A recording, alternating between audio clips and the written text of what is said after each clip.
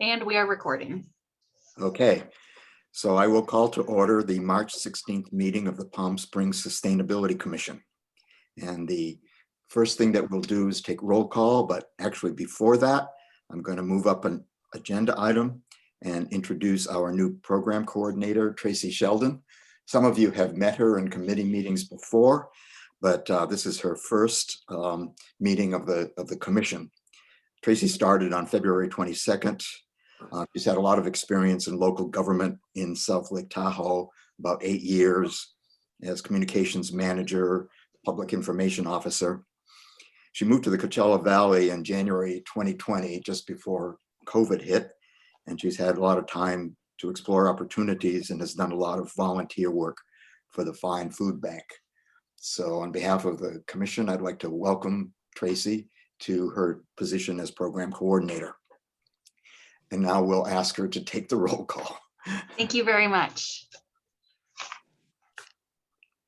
Mr. Clark, you are present. Yes. Robert McCann. Present. Carl Baker. Here. Jim Flanagan. Here. David Friedman. Here. Jennifer Futterman. Has an excused absence. Yes. Sandra Garrett. Greg Gauthier. I'm here. Hey, Greg. And Lonnie Miller.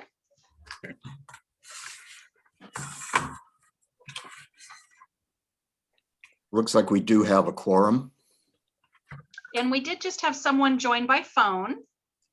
We did, yes. It's me, Sandra Garrett, and I've been trying to log on since quarter after, and it's not recognizing me. I've got the ID number and everything. So anyway, it let me in by phone. So sorry. Well, great. Tracy, will you ask our visitors to identify themselves? We have several people here on the list. We do. Let's see, let's start with Kim Floyd. Hi, good to see you again. Kim Floyd, Palm Desert Sierra Club. Thank you. Tamara Diamond.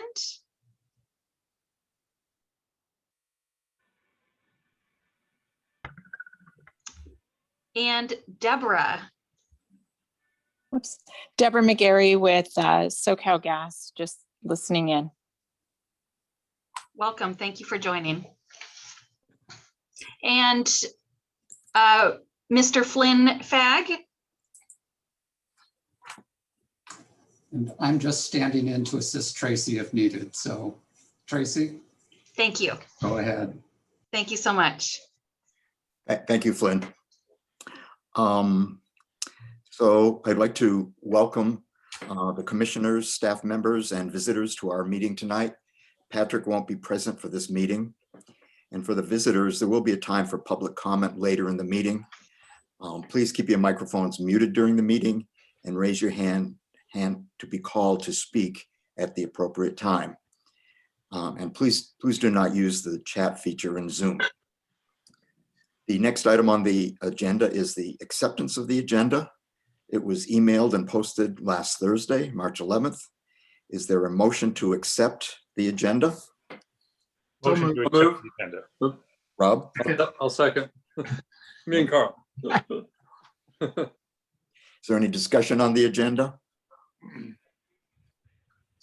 All in favor of accepting the agenda, please say yes. Yes. Yes. Yes. Any opposed? The agenda has been accepted. Thank you. And now we'll move on to the next item, which is staff comments, which Patrick covers, and he did provide a memo in the agenda packet, and Tracy will cover that. Thank you.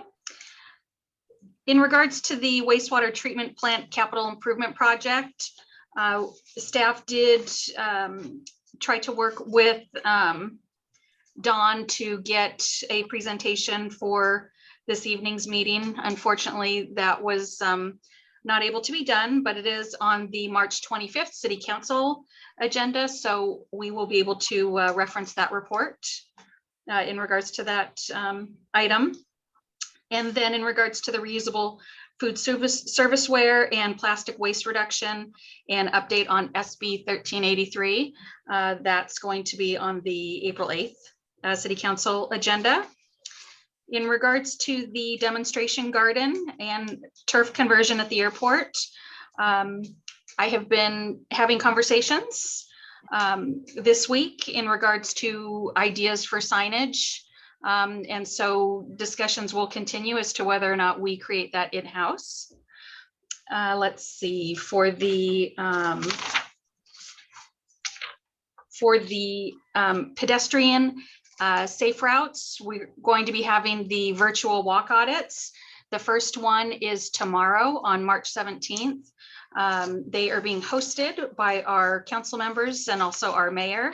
And we have that information in our packet, and it's also been posted on our Facebook page, and we are encouraging the community to participate in that since it is a virtual event. And I would ask that that the commissioners, depending on which district you reside in, you participate in your respective one. And that concludes the summary of the staff comments. Are there any questions for Tracy? Okay, we'll move on then to public comments. And I think I'm going to try what I did last time, and that is not to read the canned statement, but to first ask if there's any of the visitors who will have public comment this evening. And then I'll read the statement.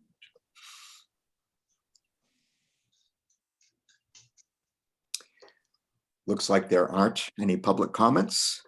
So we'll move on to presentations, and we have one from Commissioner Baker on Connect IE. So a few years ago, our healthcare consortium created a web page that has now been adopted by the county. And basically it provides all type of information, everything from social services such as the Find Food Bank, like where's the next location, to mental health counseling. So it's really just open to the public to go in and score. I think, do you want to do the walkthrough in the web page now? Yes. Okay. Tracy, do you have that loaded? There you Is go. everyone able to see the screen? Yep. So it's all the Inland Empire. You can see it was a combination effort from the county and a Desert Healthcare District. So you can, I mean, you just play with it. You put in your zip code, as you see, you put in 92262 or 4, and then anything you need. If you need rental assistance, food pantry, say, let's try community gardens. Let's see if Tracy, so I'm interested in community gardens. See if that one will pop up. Or garden.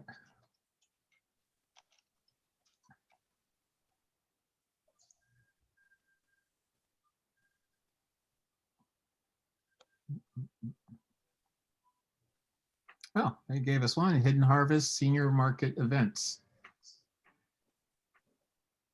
which is more of a few distribution, Garden of Hope. So it just went by name, but you get an example of what it gives you all the information to contact, phone numbers, dates, locations. You can update it, you can add suggestions, very interactive. So it's a great thing that they came out with. So even on that page, there are 188 responses under community gardens. So that's the idea. It is just plain simple. It's free for everyone to use. Roy, before a couple of years ago, we sort of advertised it on our webpage. I don't know if we'd like to do the same with this, but that's pretty much it right there. You can see it goes from education, work stuff, legal assistance, transportation, you name it, it's all there.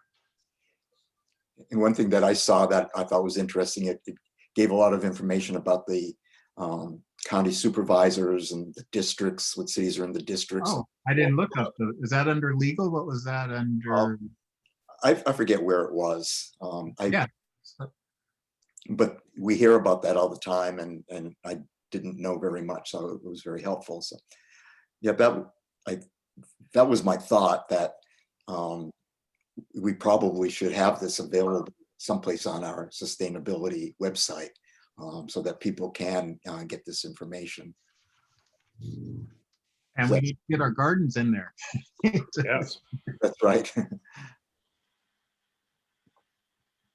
Because I didn't know we had an orchard over at James O'Jesse until the meeting this afternoon. I've been to James O'Jesse a dozen times and never noticed there was a orchard. I didn't know that either. So is everybody, That's it. It's plain and simple. thank you, Carl. So Tracy, can you look into how to place that? Yes. Great, thank you. The next item in the agenda is meeting minutes. The minutes from the February 16th regular meeting. They were emailed and posted last Thursday, March 11th.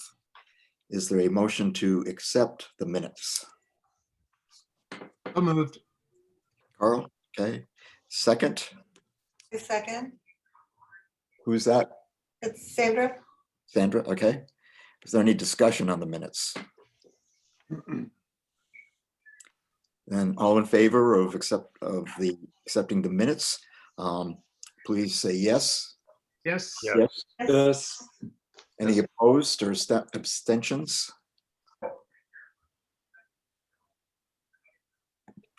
So the minutes have been accepted. Thank you. And we'll move on now to old business. And the first item is from Commissioner or Vice Chair McCann and Commissioner Flanagan, the Night Sky Subcommittee report, which was provided to you in your packet this meeting.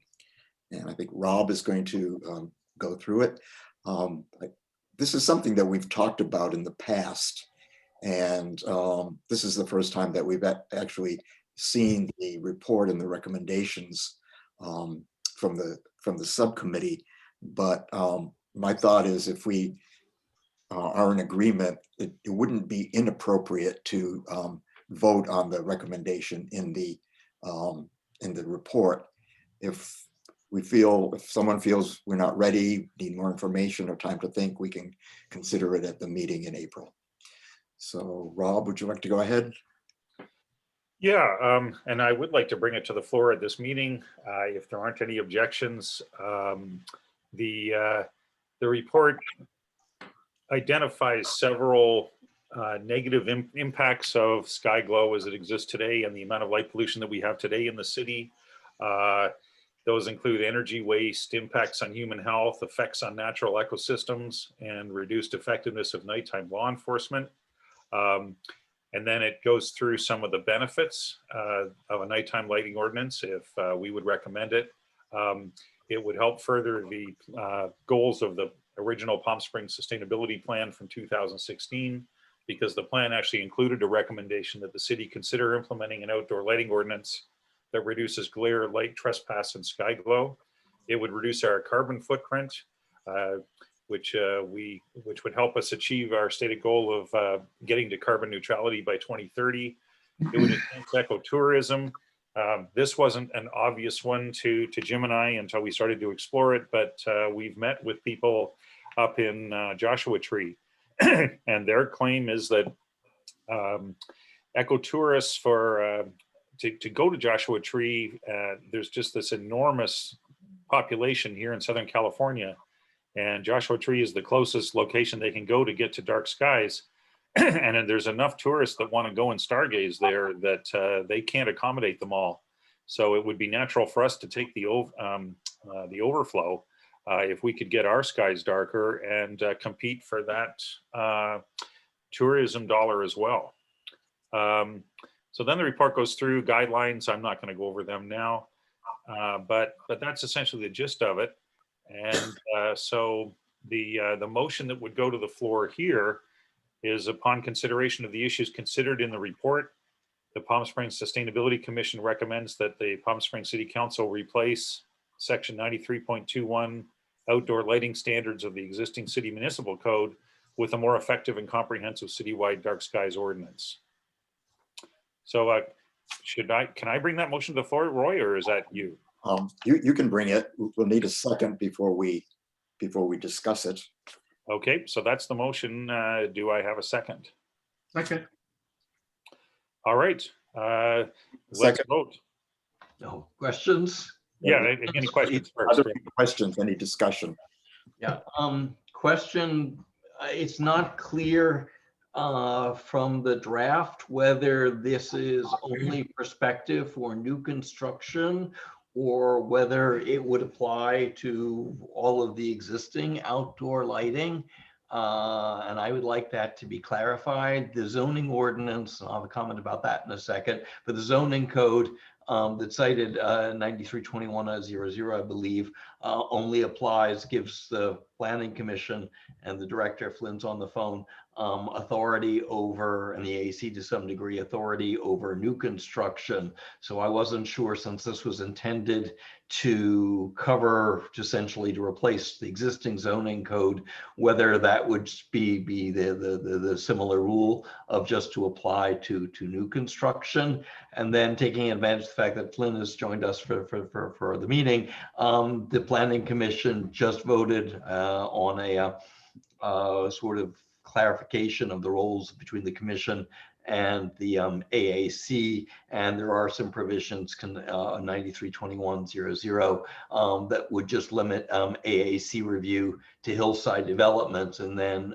for any other projects that would be just the planning staff with, under Flynn's supervision to review lighting. So this ordinance would need to be coordinated with obviously what the planning commission is doing right now, and that's just not clear to me how this sort of would fit in with the zoning code. So if you could clarify that, Vice Chair McCann, that would be appreciated.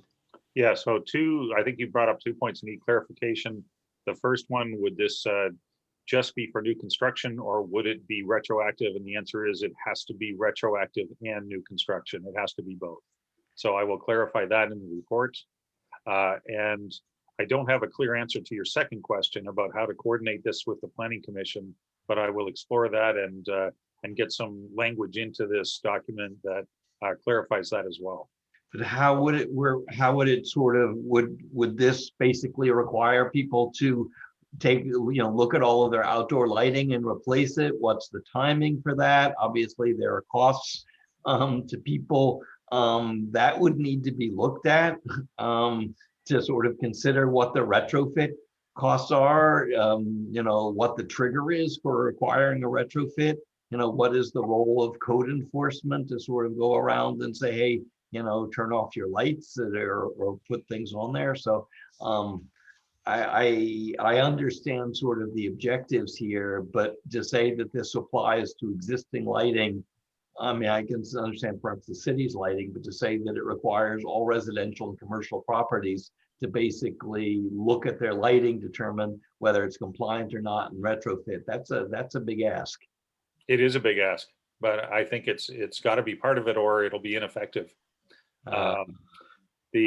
So for example, also, David, one recommendation is that we go to curfews on outdoor lighting, especially landscape lighting that involves uplighting. And I mean, either everybody conforms to that or it'll be ineffective. So yeah, that's, I think, easier to comply with, because that you simply put a timer and you turn the timer to go off at 10 or 11 o'clock. And I think that's fairly easy. But I'm somewhat concerned about, lumens and kelvins and shielding for existing, for what would be existing, both commercial and residential. And what happens, I mean, generally, for code stuff, something that's already there, if the rules change, it becomes non-conforming. And if you have to replace it, then you replace it to code. Correct. But you wouldn't necessarily say that everybody has to, throw out what they already have. I can understand, and that's, you do any form of upgrades in your house, as we've seen, you often have to conform that to code. So I would appreciate a clarification of exactly how this is supposed to work for existing, for existing things, that whether it requires removal and retrofits of existing, and if so, what the time frame for that? Okay, and is that an appropriate scope for this small report and us making a recommendation? I would prefer understanding what your intention is before, if we're going to vote today. I'd like to understand, I'd like that to be clarified in the motion of exactly what's intended, because I would support this for new construction. I would support it for replacement upon, that this is what you need to do. If you're replacing your existing lighting, I wouldn't necessarily be able to support it if it's telling every residence and business in the city that you have to rip out your existing lighting and replace it, because I think that requires a rather substantial, cost analysis to tell people what they need to do. So I would like that to be sort of clarified. If you say, well, people have to sort of conform to the program, then okay, that's fine. But I'm not able to support something without any, without a detailed cost analysis of what that would be in the time frame for bringing into compliance. Okay, well, that's not part of the motion that's on the floor for this meeting, so I guess we better table it and bring it forward in the future. Well, you can, that's my main comment, and I would appreciate clarification on that fairly important point of how this works with existing lighting. And I have a couple of comments, Rob. Yeah. And one is echoing what David just said, especially going through the ban on gas-powered leaf blowers and the difficulty in enforcing that ban. I'm concerned about the enforcement. It does depend upon whether it's required of all homes or just for new construction or retrofits, but it's something that I think needs to be considered. One other point, and is the motion, well, in the body of the report, starting on the 4th page, where you have a number of guidelines. Yes. My thought is that if you feel that all of those guidelines are valid, we should make the motion a little bit more general about revising the ordinance and say, taking into account the guidelines in this report. I think Okay, writing this down. And then I have a minor question about warm LEDs. You had a discussion about that. And my question is just, can you go into a store and have a choice of Yes, you can. In fact, they have LEDs on their labels. They have their temperature. So you can go in and see which ones are under 3000 K and which ones are over. I hadn't bought any in a long time, so I Yeah. know about that. I wanted to be sure, just a minor point. So, And that's part of the problem if we don't go for retrofitting. LEDs last for decades. So the high temperature ones that do so much of the damage, if people have installed them already, then either we try to enforce a change out, or we're stuck with the sky glow. are there any other questions or comments for Rob? Yeah. Sandra. Just real quick comment. I grew up in Malibu Canyon and right along Pacific Coast Highway there. We always had dark skies. As development increased, and now all of that is extremely developed, they have still maintained that dark skies. So it's quite unique to that area, and it's something that I really like here. And I agree that I think this could be tremendous for business and people coming here to get away from it. But how can we have that if there are exclusions? It has to be. So I think if there were some kind of provisions or break or way to compensate people that, that could scale down, or to allow for timers or something like that. I think that would be a tremendous thing, and not just to let it happen, because all of this natural skies and that is slipping through our fingers. And I think we should really enhance this. So whatever we have to do that, yeah. Yeah, can I just respond to that quickly? David, Sandra's pointed out the problem. If this only applies to new construction or replacement, we're not going to get rid of the problem, because the problem exists today with existing light fixtures and all of the development that's happened over the last 20 years and all of them that have been installed. So I just want to make that point. Yeah, I would appreciate understanding exactly. I mean, personally, I've got all 2,700 kelvins because that's what my lighting consultant told me to do, both inside and outside. But, you know, if you're telling people that they need to replace, I don't know how many outside bulbs I have, that probably, you know, close to somewhere around 50 to 75, telling me that I need to, within X time, take out every single one of them and replace it. That's a very large financial commitment that you're asking people to do. And that's just one single residence. Yes. So I fine, but there is a very, very large cost. And generally, when we change codes, we don't require people to immediately literally rip out what they have. It's non-conforming.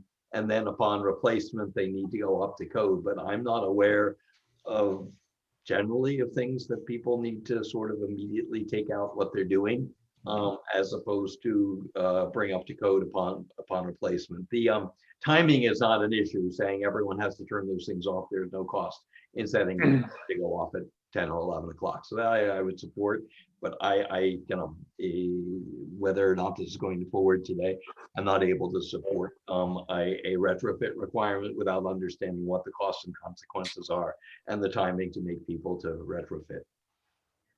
So can I add one comment? And you know, I see what David is saying, and I'm nothing concerned about this. I mean, this is not like Title 24 where we have a big enforcement structure and that's causing people to change stuff out. But what I think Rob is looking at is there is an existing set of lighting codes that are already in place for outdoor lighting.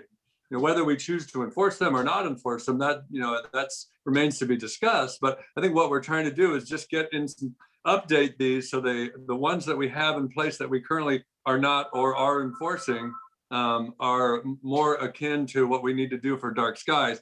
And then I think enforcement could be, taken up later and to address that. But I hate to abandon this, because we do have an enforcement structure in there. So does that make sense at all? I mean, just use our existing, whatever we're doing now to enforce outdoor lighting codes and continue that way for this. Yeah, I mean, the municipal code contains guidelines, and they're good ones. They're just completely ignored by residents who don't even know about them, and completely ignored right now by the city in installing their own uplighting. And we have taken a step to deal with the city's lighting with the report that you wrote previously, Rob, which should have been sent to maintenance about the excessive amount of light from some of the lighting on Tuckwitz. Yeah, and it's still there. I mean, this has been ineffective. They haven't done anything.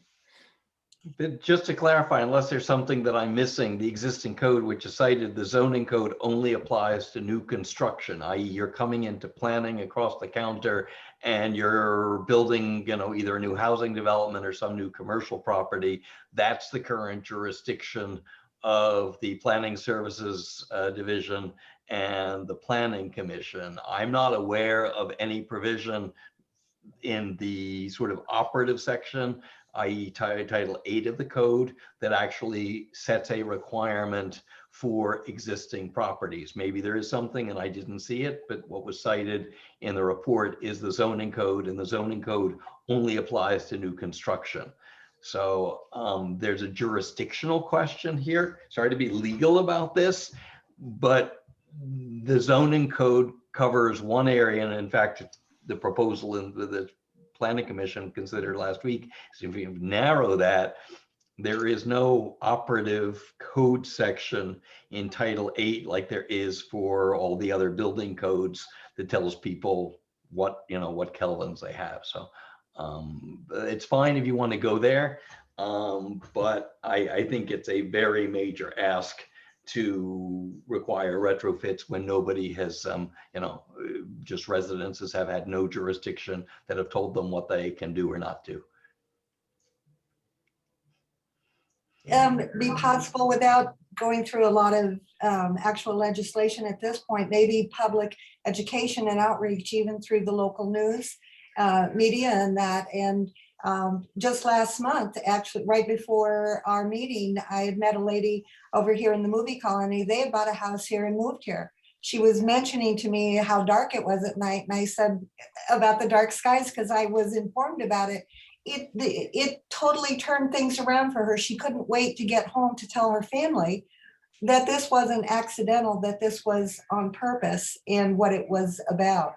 So I think if we could get people just to be aware of this and what it means and encourage them, and then if there was some incentive or compensation for people who were going to retrofit, then I think that would be encouraging, because we can't have some. It's, like in a public pool, nobody can be peeing in the pool. You know what I'm saying? And too much light anywhere is going to ruin the whole thing for everybody. So incentive and compensation sounds like it would go a long way towards addressing David's issue.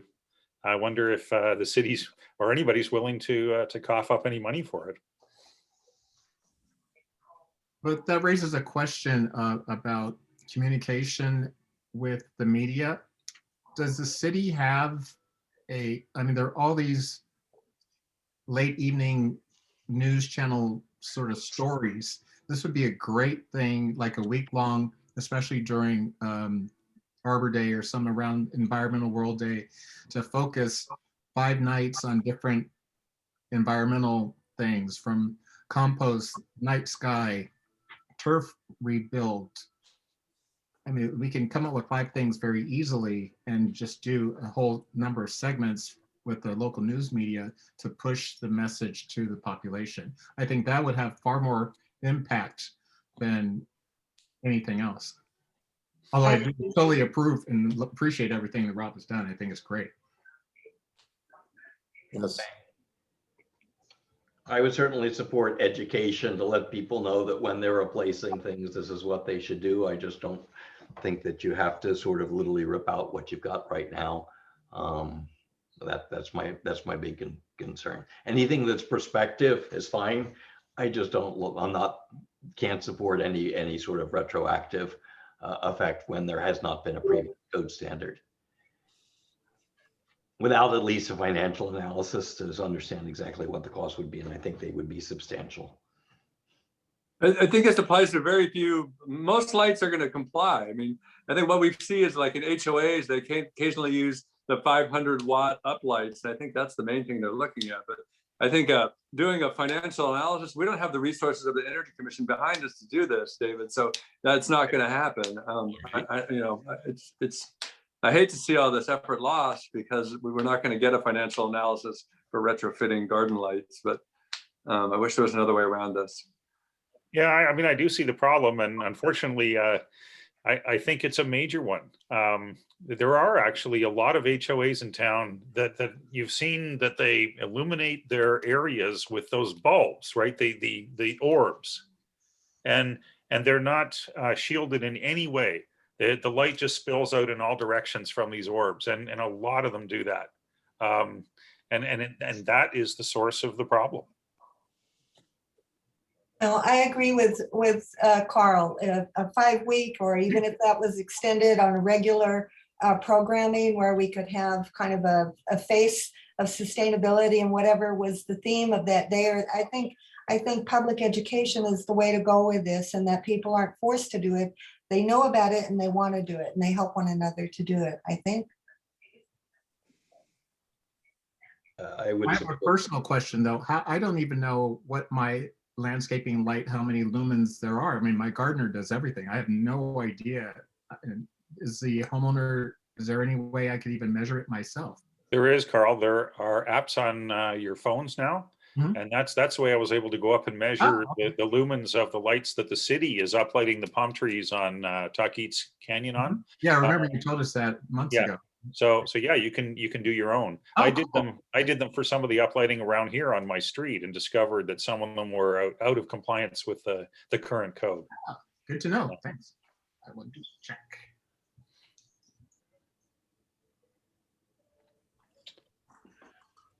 So where do we go from here? We have a motion, we've had some discussion. There is a request for some additional clarification about retrofitting versus new construction. The lighting curfew seems to be popular. Maybe we could vote on just a lighting curfew? Yes, I definitely agree on that. yes. Well, I could support, I would support, and this is an issue that we were confronted in when now Councilmember Middleton and I were looking at the a potential solar mandate, and Flynn was involved in those discussions. We really struggled with retrofitting and costs. I actually will have that data for this current round I'll talk about. But we gave up, and simply what the Planning Commission and the City Council approved was a policy for future things. So I'm fine with these guidelines I'm fine with the curfew, and that covers everybody, whether it's existing or not. You can set your timer. I'm fine with these revised guidelines and you have to work out with Flynn about, sort of using those for 932100, which currently applies to new construction, although you have to coordinate because that's supposed to be only for hillside going forward. So that would have to be coordinated. And I am fine with education and outreach for existing. So that HOAs, commercial property, and individuals know that when they're replacing these things, they should do it. HOAs, as they're doing their, maintenance plan, can think about, buying the shields. I have no idea how much it costs, but I just can't support a retrofit requirement without understanding what the costs are and what the timing would be. So that's where I am. That's sort of what I'd be prepared to vote for now, which is, new construction, yes. Time area for everybody, yes, and education and outreach for existing lighting. So that's where I am, and I defer obviously to the Vice Chair. It's his motion and his proposal, but that's sort of where I am for what I can support tonight. All right, David, let's do one little bit of horse trading here. I would I would totally go with all three of those points that you just made. That we would go for the curfew, the guidelines for new construction, and public advocacy and outreach. How about we just include one more, that we recommend that the city set aside some funds to support retrofit? That's fine. I mean, that sort of comes back to us when we say that the city set aside funds. I think the answer is, that's us. And the set aside funds is we've already done it. And I think the appropriate place, and it would be us as the commissioners to simply, and that's administrative, if we have a sustainability scholarship, and actually we don't even need to change the ordinance. I think we just need to tell Patrick, to give direction to Patrick to say is that anybody who also wants to reduce their lighting, that's eligible for the sustainability scholarship. So that's our pot of money. That's our program. And I would obviously support, and I don't think we include that in the motion. I'm fine. But that's on us.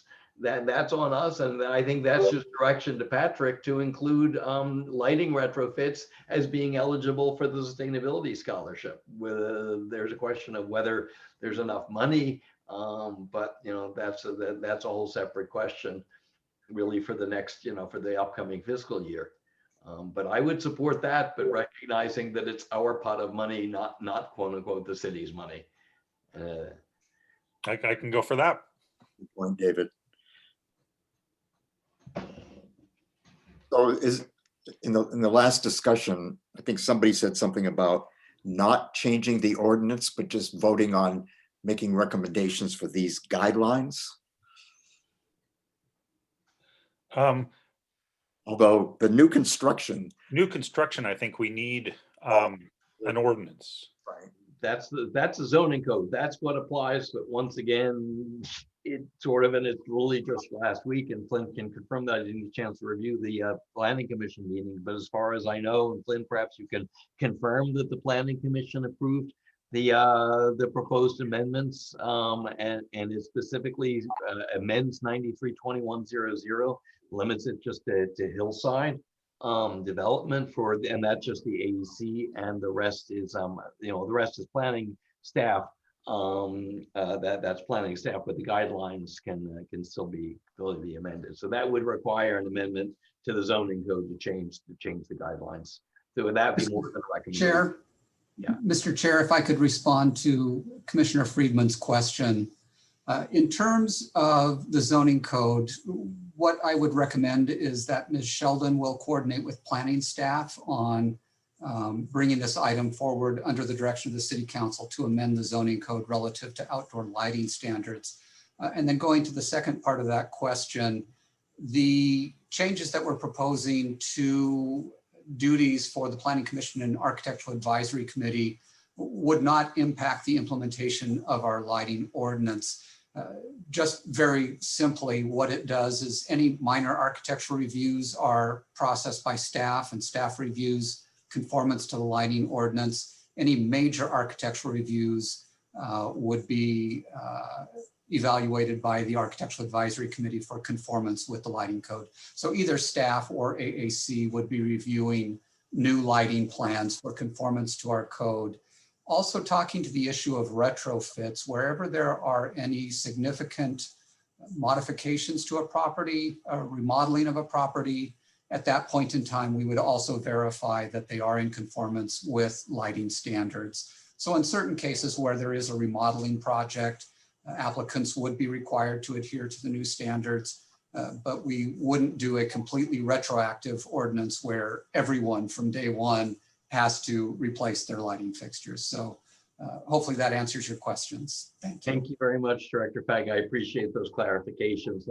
That's conforming with my understanding of where things are, and I would absolutely support new construction and major retrofits that already trigger the jurisdiction of planning, AAC planning and planning. So I would definitely support that.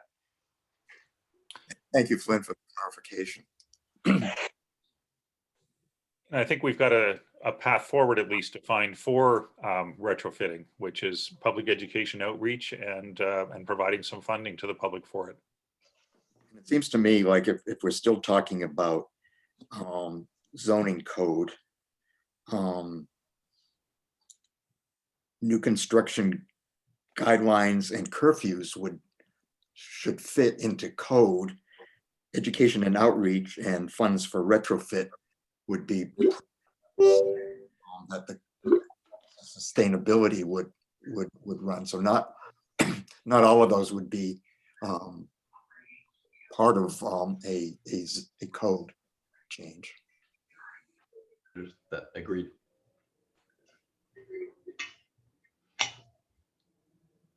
So it looks like we're close to agreeing on a recommendation. Not sure how to summarize it. I think there are 4 points. Well, I would say, just to sort of confirm what I said, is that these are the guidelines. It would be an amendment to the zoning. The recommendation to City Council is an amendment to the guidelines that applies exactly where the zoning code already applies, as Director Fag just mentioned, i.e. new construction and major changes that already trigger AAC or staff review. And that's the existing provisions. And so that's where it would apply just as it already applies. So we're replacing the guidelines. What would be mandatory for everybody, and that's just something for Director Fag to coordinate, that would be whether that's in the zoning code or the municipal code, but that's a lighting curfew that's applicable to everybody all the time, and I'm fine with that. And then the rest is, Chair Clark, as you just mentioned, the education and outreach and the funding are on us as sustainability. So that sort of summarizes where I think we are. And then our sustainability staff will be responsible for coordinating with planning on how to deal with the amendment to the code. I'm fine with that. And if Vice Chair McCann will accept that, then I think we're ready. Then I think we do have a path forward, and with appreciation for allowing us to sort of discuss this. I accept it. Thank you.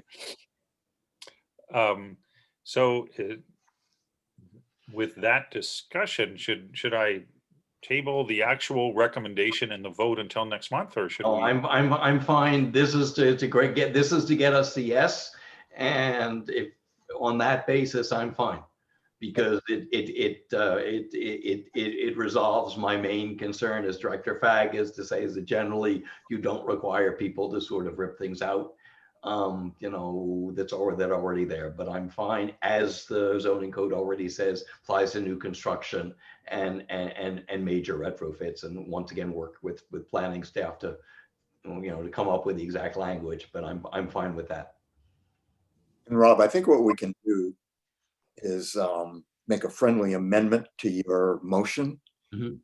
And kind of along the lines of what I had said before, perhaps in the recommendation referencing the guidelines that you have in the body of the report. In this case, there would just be the two guidelines, one relating to new Curfews, and then the rest of it, the education and the funding, scholarship funding, would be up to the commission to recommend to the Office of Sustainability. So a simple addition of those two guidelines to the recommendation or to the motion should be sufficient.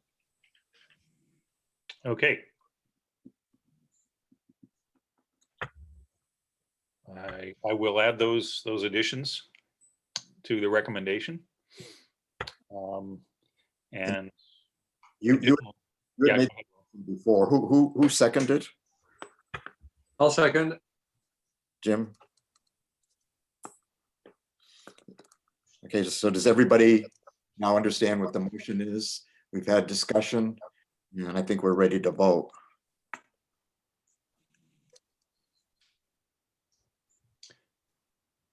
So, okay. Great.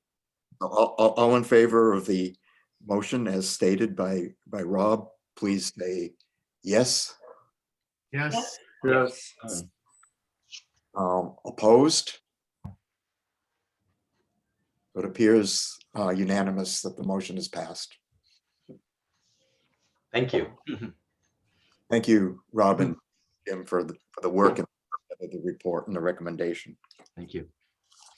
And thank you, everybody, for your feedback. The next item under old business, moving along, is Sustainability Scholarship and Home Energy Assessment Audit Status and Feedback. Tracy? Yes, thank you, Chair Clark. I'm just going to share the screen.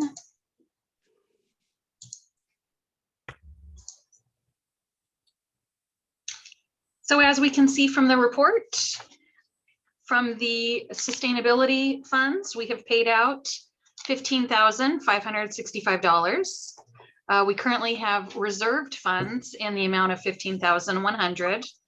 We continue to receive inquiries and applications on a daily basis. The most popular item seems to be the electric leaf blower. For the recycling, so far we've paid out $3,302 and currently have recycling funds reserved in the amount of $3,562. The outreach plan for the month of April is to target our restaurants. Specifically, some of the approved items would be the sorted recycling, as well as the reusable foodware. So that will be the target for the scholarship program for next month.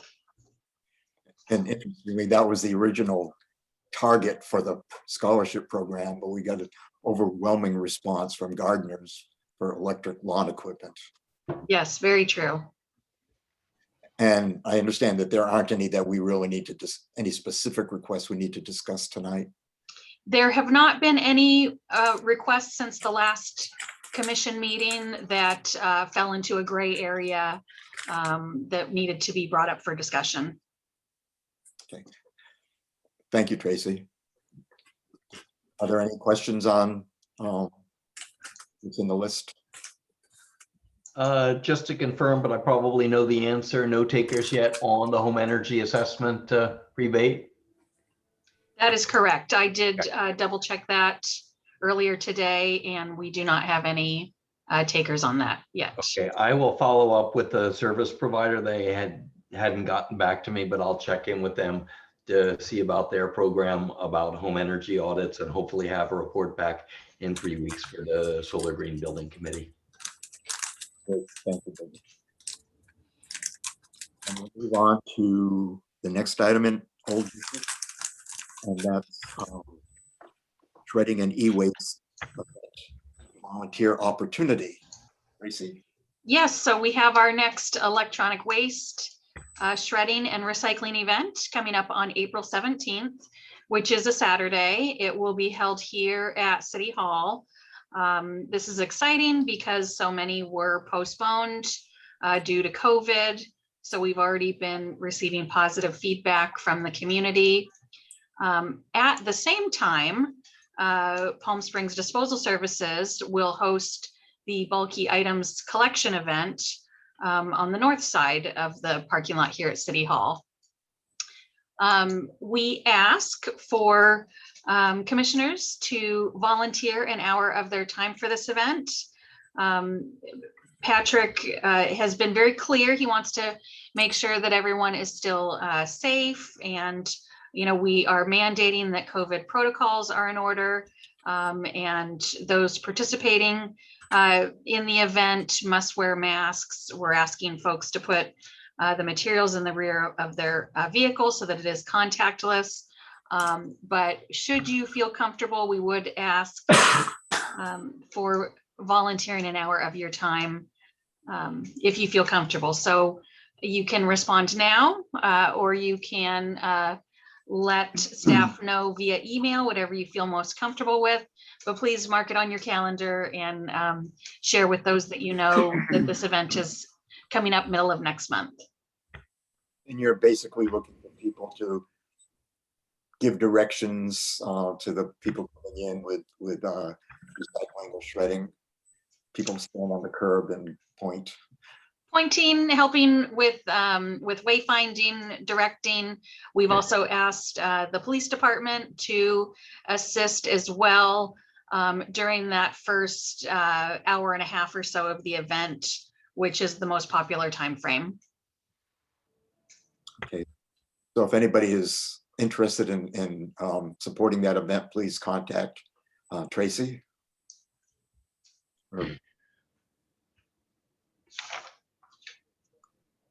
Thank you. Thank you. Now we move on to new business. The first item is the Palm Springs Library request for funding for the summer reading program. Tracy, you've been working on that. Yes, I've been working with Jeannie over at the library.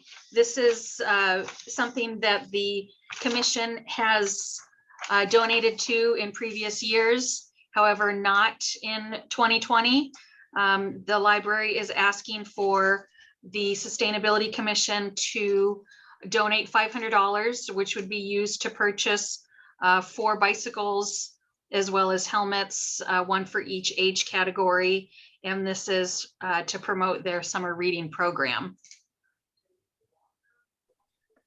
And the request is for $500. The request is for $500, and they did receive donations from the commission in years 2019, 2018, and Chair Clark, correct me, was it also in 2017 as well? Yes, I believe so. And in 2019, it was $400. In 2018, it was $350. I don't recall what it was in 2017. The age categories, the first one is preschool and kindergarten. Second age category is elementary grades 1 through 5. Third category is grades 6 through 12. And then the final category as adult. Okay. Again, for the summer reading program. So is there, Tracy, is this summer reading program, is it sustainable materials? Is that what's the tie-in here? Or maybe I missed that. She did not clarify that. the way it works is they encourage mostly children to read during a certain period during the summer. And for every book they read, they get a raffle ticket. And the tickets are for, well, the prizes, primary prizes are bicycles. And I think the sustainability aspect of that is your favorite topic, Jim. Okay, I get it. But the Friends of the Library has donated other items as well. And in the past, through 2019, there was an event in July where children and their parents were there, and then the raffle took place. I participated. I think I participated 3 times. I think David was there once. It's a really fun event. Do any other commissions donate to this? I'm just kind of piggybacking off of Jim's question. How did sustainability, not that there's anything wrong, but how did sustainability get tied into this? I'm just not seeing a clear link between reading for children and sustainability. Actually, I don't know. I don't think any other commissions do donate. But again, I believe that the sustainability aspect is that we do provide bicycles. And we can certainly bring this forward to the April meeting as well and request clarification on how is sustainability tied in.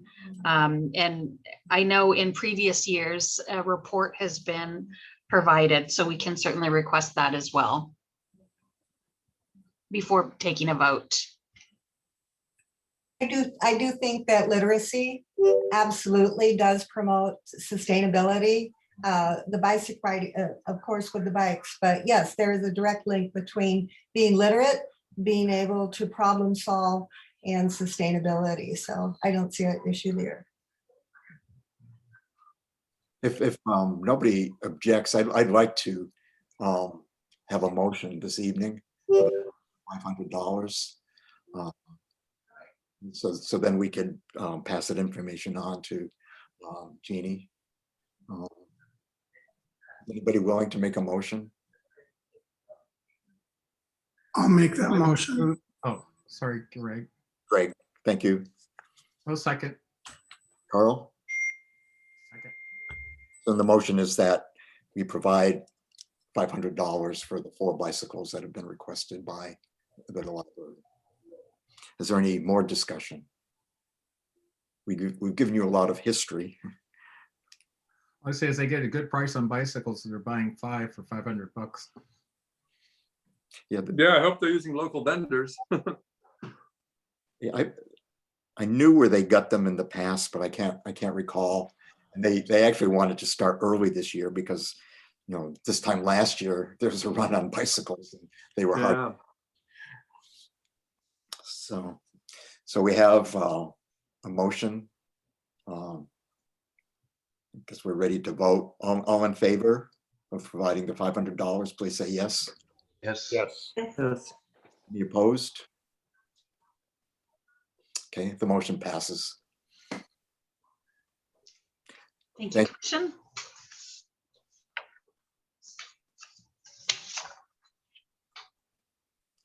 And then the next item under new business, also for Tracy, is Earth Day events. Okay, I'm going to share my screen again. Originally, when I was asked to do the mock-up for this, this is for the proposed plaque for the new downtown park. Earth Day, of course, is next month on April 22nd. In speaking with planning, the opening date of the downtown park is going to be July. So this would not be appropriate to install at the downtown park at this time. This is something that could certainly be slated for Earth Day 2022. Or if the commission would like us to proceed with the plaque and select a different location other than the downtown park, those would be things to consider. We should note that the Climate Reality Project has also donated funds for this plaque. It's down there on the bottom, Climate Reality Project, Riverside, California chapter. Yes. But I'm going to go back to my idea of trying to make Earth Day more of a educational event. If we could somehow get either the Sun, the Desert Sun, or any of our local news channels to work with us to kind of just create a buzz about Earth Day. I think it's big in schools, but after you get out of the 6th or 7th grade, it just sort of disappears. At least back when I was in school. I don't know about today. Maybe kids are more concerned, but I don't think most adults even know when Earth Day is.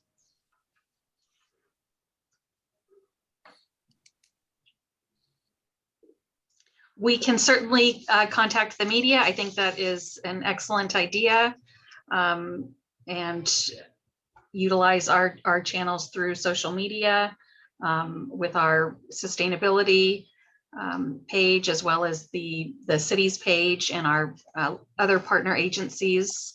I know that we work a lot with DWA, and I'm sure that partnering with other agencies can help us make that buzz even louder from an educational perspective. We've never discussed this before, but do we have any relationship with the tribes on things like this? I mean, I think that might be something they would be interested in as well. And they definitely have a few more dollars to spend than we do.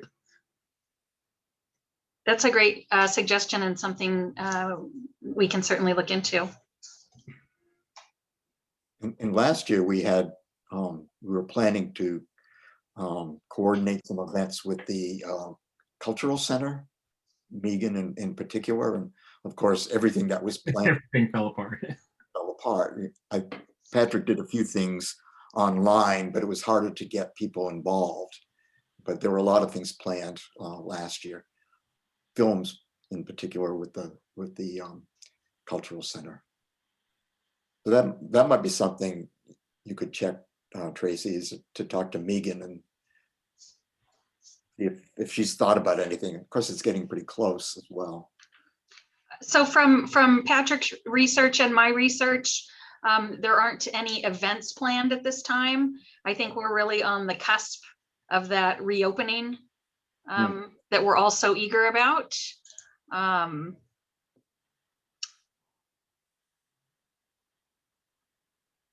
But the idea of partnerships with other agencies is a great suggestion, and seeing what can be done from an educational viewpoint. And we would probably know if the Cultural Center was planning something, since we work pretty closely with them. Mm-hmm.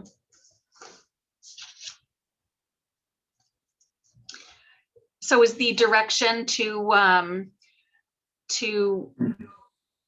take this in a direction of partnership with other agencies, contacting Desert Sun and local news channels, creating a buzz, contacting the tribe for involvement, Cultural Center, etc.? Sounds like that's the case. Okay. And then we can plan something huge for next year. Yes. Yes. Are there any other comments then about Earth Day? Thank you, Tracy. And then the final item under new business is discussion of the cycle tracks proposal by Commissioner Flanagan.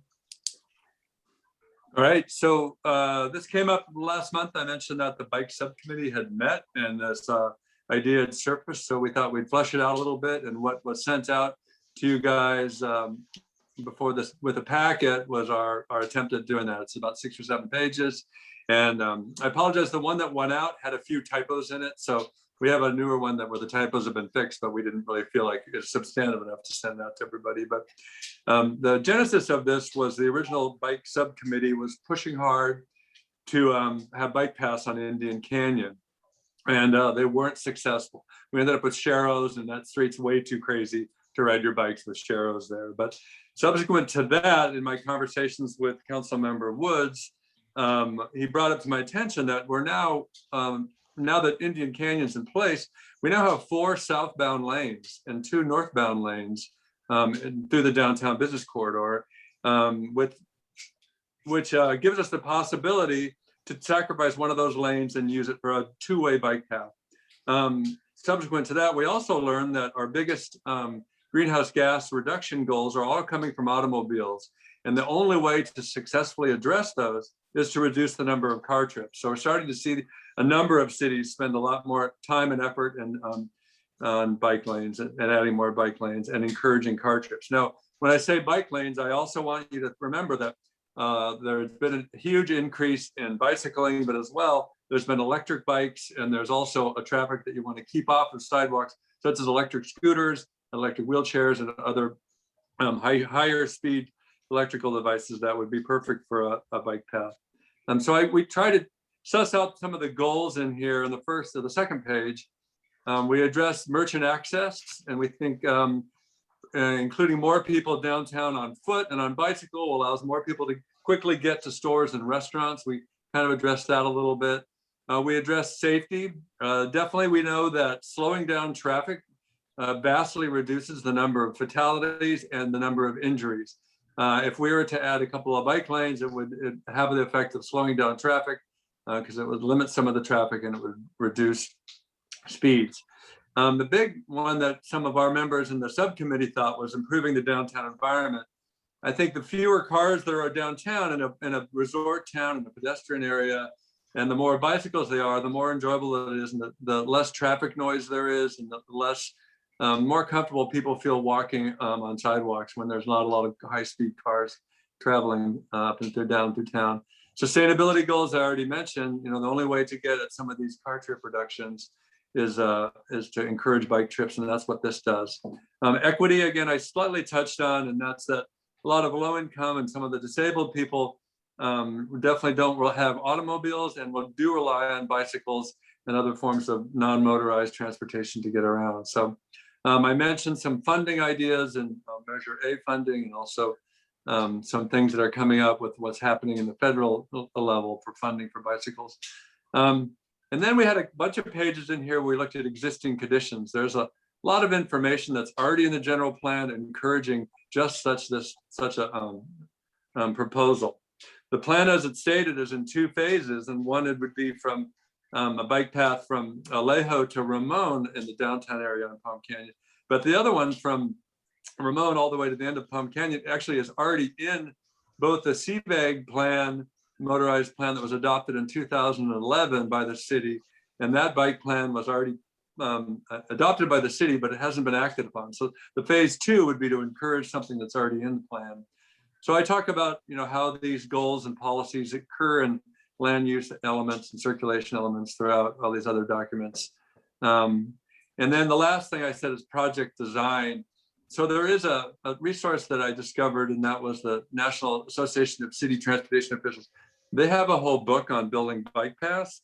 And yes, a lot of cities have built 2-way bike paths on 1-way streets. And the picture in the bottom kind of shows exactly how it would work. They address all the questions that would occur to that. But I think the next steps here, and what we'd like to do is let you guys kind of think about this for a while, and maybe at our next meeting, perhaps vote on whether the commission recommends this proposal or not. But I think what we're looking for is a recommendation for the commission. And I think the next step would be to take it to traffic and engineering. Some of the city council members have already asked me if Joe Montalvo has seen it. but if it came from the Sustainability Commission endorsed it first, it'd be a little bit easier to kind of bring it to him and maybe to discuss it a little bit with some of the council members before we put forth the proposal at a higher level. So I'm happy to answer some questions now, or I'm happy to answer questions over the next couple of weeks before we bring it up again. Does anyone have questions for me? Chair Clark, I, as usual, have quite a questions. Thank you, Commissioner Flanagan, for this. So a couple of questions for next month, is it really would be helpful to come up with some form of estimate of costs for each different phase, because that would sort of indicate, what funding is available, and if perhaps you can have a chance to, obviously there's CVAG, to coordinate with Katie and Benjamin to see what CVAG funds may be available, and also do some research on what DOT funds may be available, since the Secretary of Transportation has been to Palm Springs. So that may help us to see what would be available. So that would be one question. And then great. That's a comment. And then two questions is, how would the bike lane fit in with the Plam Canyon dining parklets if City Council continues them post-COVID, or after today, when the red, we're in red tier, hopefully we'll say they're starting tomorrow. I don't know whether those parklets will continue. I think they're in the, I don't think they're in the lane. I think they're in the parking area. But that's just a question of sort of coordinating with traffic and engineering. If city intends to continue those, how those would work. And then just a question for South Palm Canyon, is that just to the curve? Is that to Mary Canyon? Is that to the all the way to the toll house? So if you just clarify, because obviously there are costs associated the further south that you go. There was a lot of controversy, as you may recall, Commissioner Flanagan, the South Palm Canyon lane from Bellardo to Murray Canyon was proposed, but was not ultimately accepted by City Council. So there'll need to be a lot of neighborhood outreach on that. But can you just clarify how far South Palm Canyon would go to in your proposal? Okay, so three of these, the first one's great. I appreciate that, David. Estimated cost. I think I'll probably look at what other people spent and kind of get an idea with that. It's gonna be hard to get these things are pretty, I realize these things are pretty expensive. And as far as dining parklets, I will definitely mention that. The way I see it, the lane sort of stays there. The parklets are to the right. Parklets kind of become part of the sidewalk. So I would think they could coexist, but I'll try to address that with the subcommittee members. And then as far as the South Palm Canyon one, yeah, I think we would probably, the way I would guess is that this would go from Alejo to Ramon, and then at Ramon, it would kind of jog up to Bellardo. And then, so Bellardo sort of takes you all the way to the curve, would seem the most effective way to do it. So it would be from the curve southbound going forward. And that's what CVAG has already talked about. And that's what's in the general plan right now. So we could certainly revisit that. And yeah, you're right, it would take some coordination, but I think the thing that's exciting about that is it ties together three different bike paths. So it ties together the Bellardo bike path, it ties together the Laverne bike path, and also it ties together the Murray Canyon bike path. So it's a great way to sort of get everybody over to the CV link as well, since it ties so many together. So, and I realize, yeah, there's some issues there with, and it's some ongoing history with the South Palm Canyon stuff. So, but I definitely will address these other three things. So thanks, David. Yeah, and that would go, so we'd go to basically to connect here to Murray Canyon, and the additional feature that you can mention that we didn't have, a couple of years ago, is we've got Oswood Canyon and a lot of people, using that. So I would recommend, with Oswood Canyon being preserved and the Lickin' Trail being really popular, as a place for people to go out and hike. And so this is a sustainable way to actually get to yeah, that's true. This would get people to the Mesquite Canyon trailheads, to the South Lickin' Trail, and to the Oswood Canyon Trail. So yeah, that's a great idea. And we kind of were thinking about getting some bike paths at Oswood Canyon, bike racks. I would thank you. I was about to suggest that. I was about to suggest exactly that, and that would be a good project, and and sort of independent of the link, perhaps some funds can be rustled of the tree for our, for our budget for the coming fiscal year to provide some bike racks down there, because I think that would be a good message. We're working with Tracy and Lisa with them. Something Rob has some ideas. I support all of this with respect to Lickin' Trail. We are not promoting Oswald Canyon Trail anymore now that we own it. And the reason is that we want to protect the sheep that are on the property. So let's do it for Lickin', which is already, a well-known trail, but I don't recommend we do this for the Oswald Canyon Trail itself. Yeah. Okay, well, they're adjacent. So yeah, you're right. The bike path we talked about would be at the Lickin' Trailhead, because there's a little spot right there that's perfect for it. Where I currently lock my bike to a post. Yeah. So. I have a comment, Jim. Yeah. You had mentioned or suggested that the commission take a vote on this next month and then go and talk to Joel Montalvo in engineering. There's a lot of really detailed information in this document, and I think it would, I would suggest that we get some feedback from engineering first on how it might be implemented before we take a vote on something that's this specific. Because, okay, well, yeah, if that's your recommendation, and if staff and Patrick or Tracy can help me walk it over there and introduce us, I would love to get his opinion. That would be great. So a bike path, is completely separated from the streets, and as opposed to a bike lane, which is a separate striped lane in the street. And I think fitting a bike would be quite difficult, especially with some of the features that you show in the figure on the last page. So I think it would be helpful, but in my opinion, if we get. I agree, and I will, if that's what we would like to do, I'll gladly discuss with them first.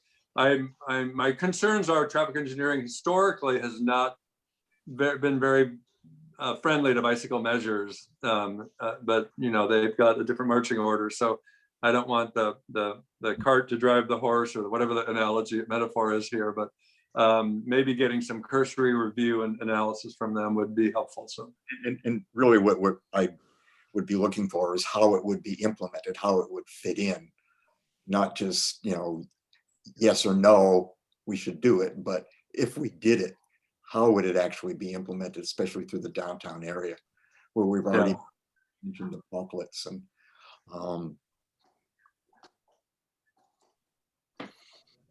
right.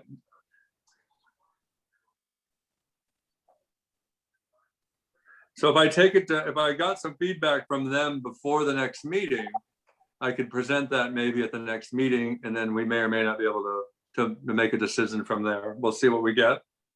we can plan on having it in the agenda.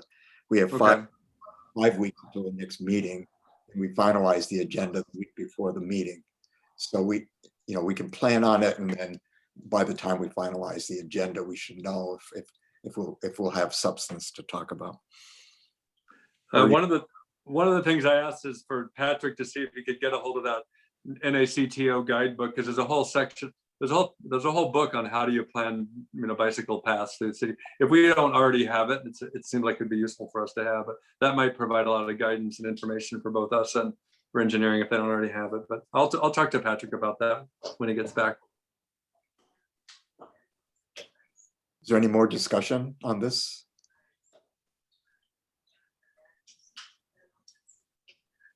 Thank you, Jim. All right, thank you. And now we move on to the subcommittee and commissioner reports. And the first one that we have is Standing Subcommittee on Solar and Green Buildings. Commissioner Friedman.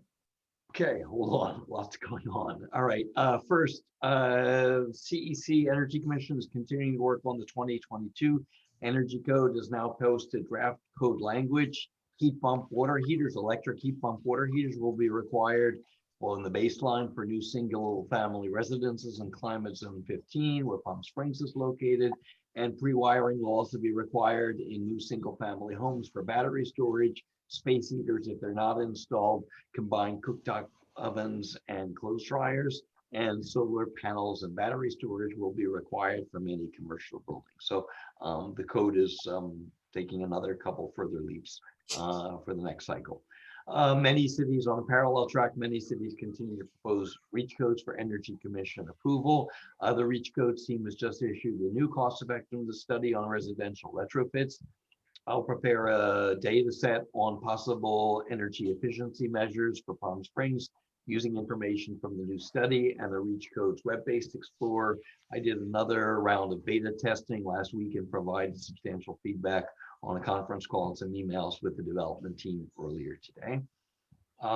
Next is the CPUC will be considering a new joint regional energy network for the Inland Empire. CVAG is one of the three lead co-sponsors, and the business plan that's on file with the CPUC specifically mentions the Energy Code training sessions that our commission co-sponsored with CVAG. So while we're not officially cited, our work was recognized in the business plan.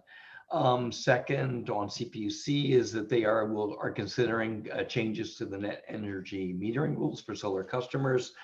I'm monitoring the proceeding and will report back when the CPUC issues a decision later this year. There's a good explanatory article with comments from the CEO of Renova Energy that's just been posted online in the Desert Sun, and it should be in the print edition in the next few days.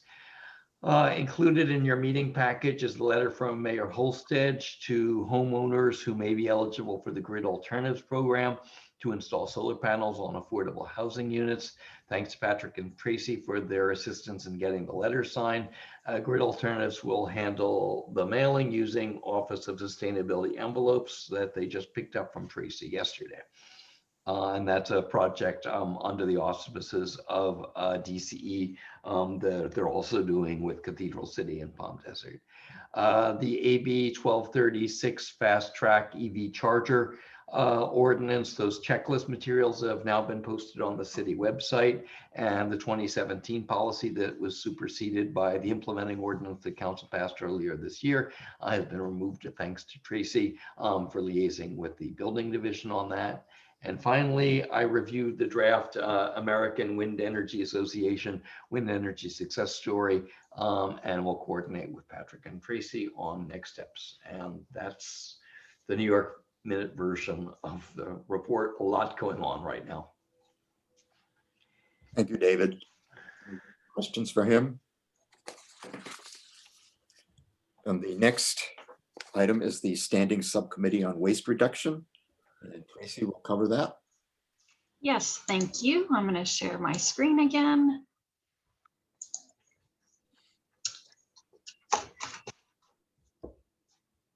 At the time of the preparation of this agenda, the single-use plastic foodware and plastic straw was being brought to City Council at the March 25th council meeting.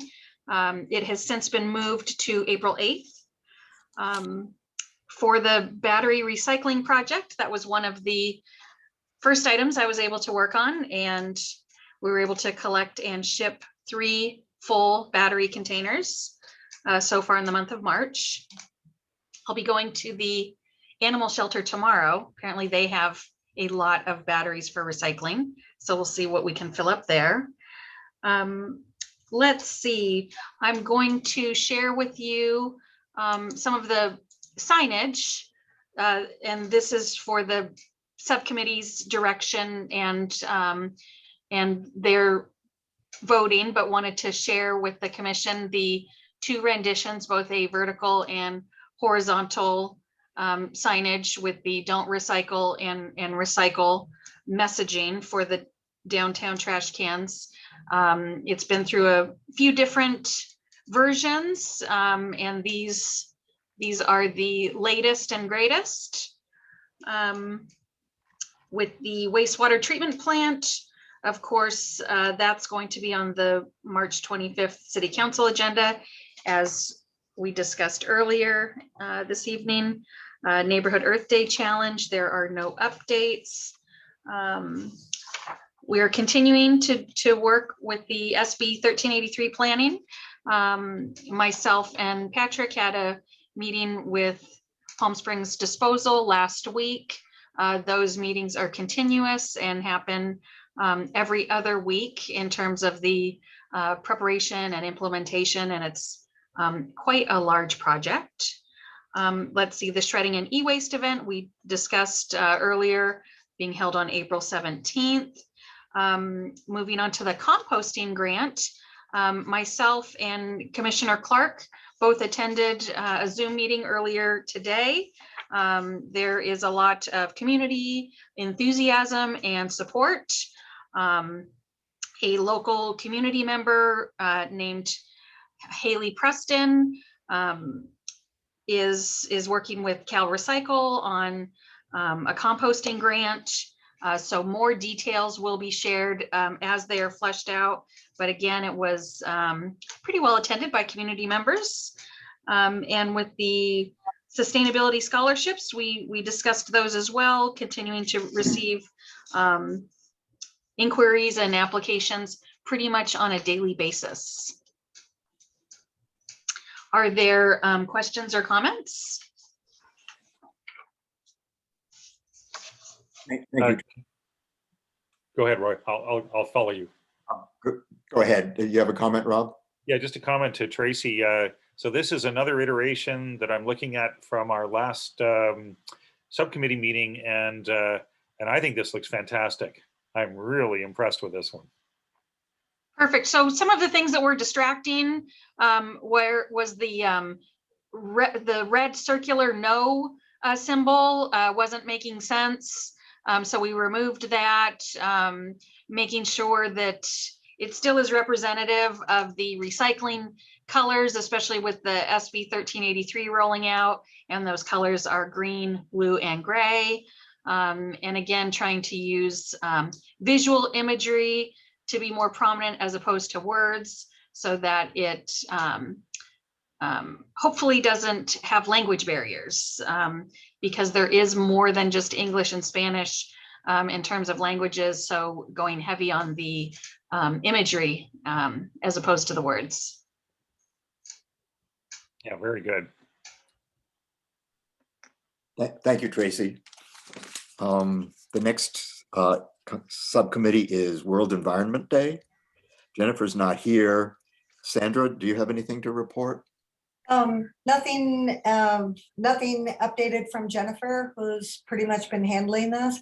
Last year, we were poised. We had the full support of Princess Karen with the UN, Jane Fonda, Lily Tomlin, all of that. So unfortunately, that had to be canceled. But this year, other than the art competitions and the prizes for that, I would hope that and maybe Tracy, you can help us with this, as Carl was describing for Earth Day, if we could at least do maybe like a week building up with local media about World Environmental Day and pollinators and all of those type of things, that there's certainly a few minutes worth of news media for 5 days leading up to that, and getting people to be planting and milkweed, and see if we can coordinate with some of the other agencies. Then it wouldn't be a lost opportunity, because I hate to see 2 years go by where there isn't public involvement outside of the students, which are essential for this project. But people should know and know what the students are doing with their art. So yes, any help if we can get media on this, it would be wonderful. And then if I can just add, both myself and Patrick drafted a press release and sent that over to Commissioner Futterman. She responded before this commission meeting today with her approval. So there's a formal press release that was drafted, but then also utilizing social media and contacting television media with more friendly graphics, promoting the Environmental Education Collaborative Art Contest. And of course, this commission being a sponsor of the event. So the work is in process on that. And one media source that we used in the past was the Eye on the Desert on Channel 3. I know Jennifer has been on a couple of times, and Patrick was on promoting World Environment Day. Thank you. The next subcommittee is Ad Hoc Subcommittee on Walkability and Pedestrian Planning. I think most there. We've already talked about with regard to the Walkability Master Plan and Safe Routes to School, virtual walk audits. Is there anything else that can be added to that? Commissioner Scott? If I could just add, we did add a page onto the city website under the sustainability portion, and the page is entitled Pedestrian Safety. So if you have a desire to have more information about it or to share it, I suggest just sharing that page, as that page has the flyer, all of the different information embedded into it, so that it's easy to just forward that one page. And that page really is excellent. It does show by city council districts the areas of concern that have already been brought up, and also provides opportunities for people to bring up other concerns. So that's really excellent information in the webpage. The next is Ad Hoc Subcommittee on Bicycle Routes and Cycling. I think we've covered everything there, Jim. Yeah, I think we covered everything there. I tried to. And Ad Hoc Subcommittee on Night Sky, we've covered everything there too, right? Yeah, we have, just let me make one quick additional comment. I've been reaching out to our fellow sustainability commissions in the other desert cities about this issue, because it doesn't make much sense for us to move forward without them, and found out that the city of Rancho Mirage has begun work on a citywide lighting ordinance. And I don't have any details on it yet, but David, I will explore that now and to see what they're doing about this particular issue of retrofitting. That'd be great information to have. Yeah. Okay. Thank you, Rob. The next is Ad Hoc Subcommittee on Strategic Planning and General Plan Update. I know Patrick had intended to have a meeting soon. Probably will be sometime in April, but we'll stand by for that. And then next is water conservation. Okay, a couple of things. First, I finished last week the Virtual Water Accounts Academy, and I recommend it as a good overview of the complicated water issues that are facing the valley. If it's virtual, it's rather easy to attend. I think Chair Clark, you had done it in person, so that was a good program. At last Thursday's City Council meeting, Mayor Halstich mentioned that Palm Springs would participate in the Mayor's Challenge for Water Conservation, which is next month. And residents are asked to take a 4-step conservation pledge on behalf of their city. The cities with the highest percentage of residents who take the challenge can win. And Patrick is working with DWA staff to publicize the program with a PSA involving Mayor Halstich and DWA President Bloomer. At this morning's DWA board meeting, I gave an update on the airport demonstration garden based on the information in Patrick's staff report that Tracy mentioned earlier in the meeting, and I thank the board and staff for their participation in the project. DWA board extended its COVID fee waivers for another 2 months. And finally, DWA and its customers achieved a 17% reduction in potable water consumption during February compared to the same month in the 2013 baseline year. And they are continuing to review their water production data, which is reported to the state. And that's it on water conservation. Thank you. Wellness, Carl. That's the one question, is the ordinance. Yes, so the ordinance was supposed to go to the HRC Human Rights Commission last month, but our counterpart did not get it on the agenda in time, so it won't be addressed until next month. They meet the first Tuesday or Wednesday of the month, so it's always prior to our meeting. So I'll have more information during the April meeting. Great, thank you. And then finally, Desert Community Energy. Okay, lots of things going on at DCE as well. At the February 23rd meeting, the DC board approved a 20-year power purchase agreement with Vesper Energy for the Deer Creek Solar and Storage. project located in Tulare County in the Central Valley, and more details about the project are in the written committee report. The DC board met again yesterday, and most of the meeting dealt with financial challenges the DC is facing resulting from a spike in spot energy prices following the Texas blackout last month, an SCE rate adjustment that just went into effect, and payment delinquencies as a result, obviously, of COVID challenges. Councilmember Coors will bring possible measures to increase DC revenues and decrease costs to City Council for direction. The board did approve a $70,000 bill assistance program for DC customers who are impacted by COVID, subject to approval at council at that same meeting when it goes to council for direction, and includes bill credits for existing customers already enrolled in payment plans and customers newly enrolled in financial assistance or payment plans. Finally, as noted in the committee report, Commissioner Miller stepped down from her seat on the Community Advisory Committee, focused on various other sustainability challenges that I know she's working on. And I wanted to thank her. Unfortunately, she's not here this evening, but I did want to thank her for her service on the CAC. We now have 2 vacancies for Palm Springs members. So it is me and Commissioner Baker and Noel Lawgren. And so I've already liaised with Councilmember Coors and Patrick on publicizing the need for candidates for the CAC, and preferably they would be from Council Districts 1 and 4 because they're not currently represented on the CAC. And I did note at the council meeting last week, Councilmember Gardner paid attention to that there was a desire to get somebody from District 1 to be on the CAC. So I don't know if she's spoken to anybody, but she seemed to be interested in that. Yeah, thank you. Yeah, I asked that to be raised at the 1 PS meeting. Yeah, thank you. Okay, thank you, David. And the final item before we adjourn is the commissioner comments and upcoming agenda. So we'll go around the room, quote unquote, quickly to see if anybody has any additional comments. Vice Chair McCann. No comments. Or agenda items. Commissioner Baker. Nothing to add, thanks. Commissioner Flanagan. Nothing from me, thanks.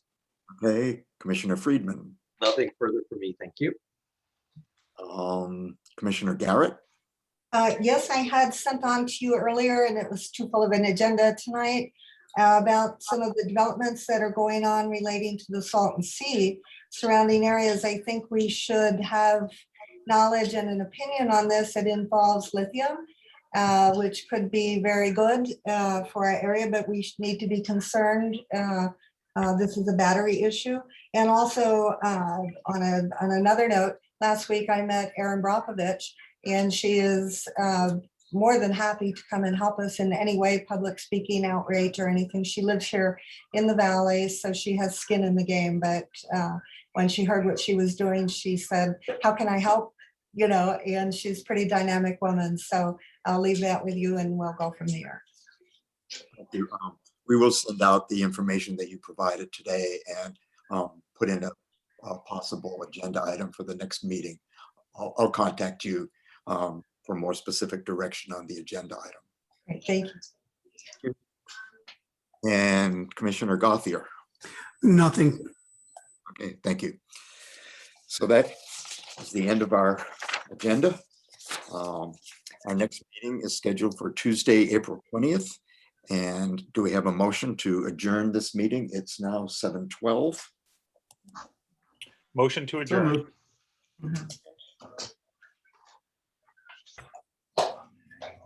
Is there a second? A second. Sandra? So, I don't think it'll be a contested vote, so I will declare that the meeting is adjourned until April 20th, 2021. Thank you all for a very productive meeting. Thank you to our visitors for attending as well. Thank you, everyone. They will.